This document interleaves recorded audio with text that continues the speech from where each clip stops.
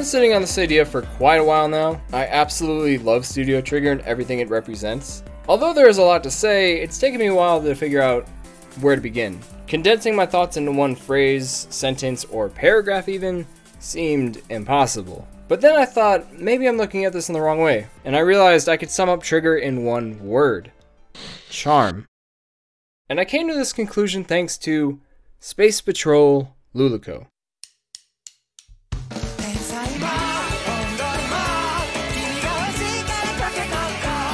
Oh god, where to begin? Well, let's start with the fact that this is probably the best entry point to really understand what Trigger is all about. It's short, it's fun, it's absurd, it's cute, it's confusing, it's simple, it's so much. I was honestly kind of surprised I haven't seen many deeper videos on this, aside from basic reviews or impressions. There are a few, but I still feel Space Patrol Luluco doesn't get the recognition I feel it truly deserves. Like many other shows I love.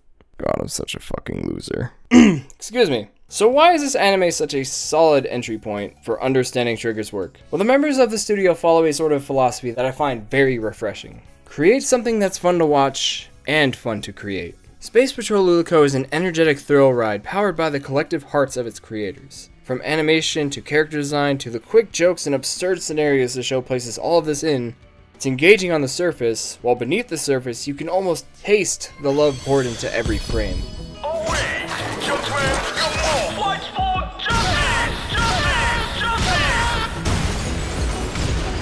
But let's focus on one element at a time.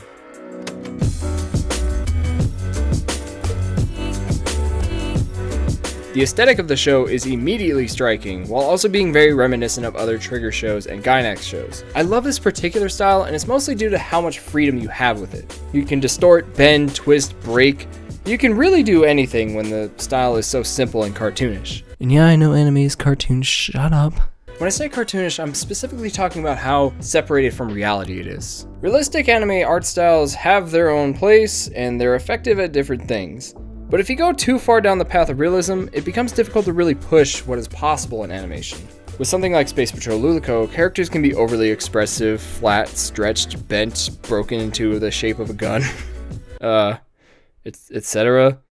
This art style also speaks to how ridiculous and nonsensical the story is. Even though things don't make much sense, it would make sense for a show that looks like this to not make sense.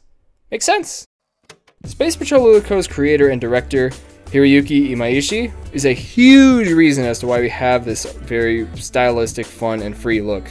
Now there's plenty to say about this specific director, but let's save that for the Kill la Kill video. Speaking of Kill la Kill,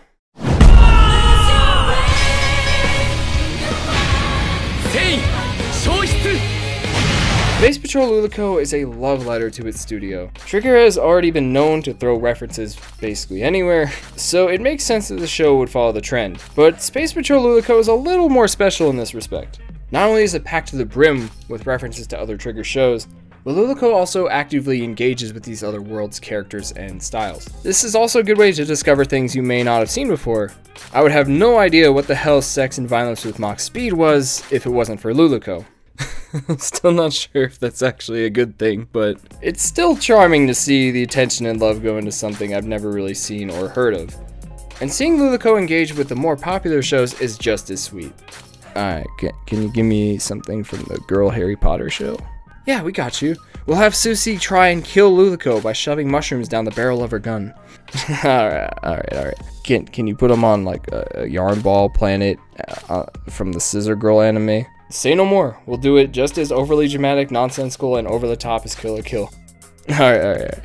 Can you make the main character meet Inferno Cop?